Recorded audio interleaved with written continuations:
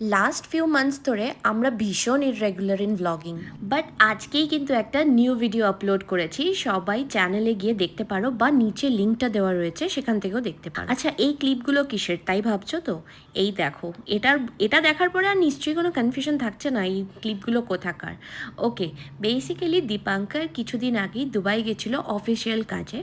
তো তখন ওর দ্বারা তো ব্লগিং হবে না, বাট ওই আর কি ছোটো মোটো কিছু ক্লিপস নিয়ে এসছে, যেগুলো আমি এখন তোমাদের সাথে শেয়ার করছি।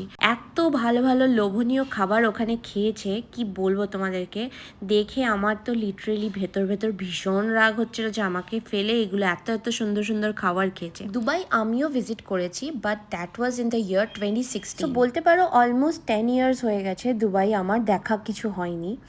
আর এই 10 ইয়ার্সে দুবাই অনেক কিছু ডেভেলপ করেছে, অনেক নতুন জায়গা এসছে দেখার মতো। তো দেখা যাক, হয়তো পরে কখনো আমরা একটা ট্রাভেল প্ল্যান করব ফর দুবাই। আর বুর্জ খালিফা তো অলওয়েজ দ্য বেস্ট। আর আমি ওকে বলে দিয়েছিলাম, দুবাই যাচ্ছ আমার জন্য কিন্তু গোল্ডের কিছু একটা অবশ্যই নিয়ে আসবে, কারণ তোমরা সবাই জানো দুবাইয়ের গোল্ড ইজ ভেরি ফেমাস। তো যেরকমটা বলা সেরকমই কাজ। ও পৌঁছে গেছে গোল্ড সুকে। তো গোল্ড সুক হচ্ছে ওখানে একটা বিশাল বড় গোল্ড মার্কেট। এইবার দেখতে পাচ্ছ ডিজাইনগুলো। তো ওর দুবাইয়ের ট্রিপটাকে আমি এরকমই একটা মিনি ভ্লগে তোমাদের সাথে শেয়ার করলাম। কেমন লাগলো অবশ্যই লিখে জানিও, আর একটা লাইক করে দিও।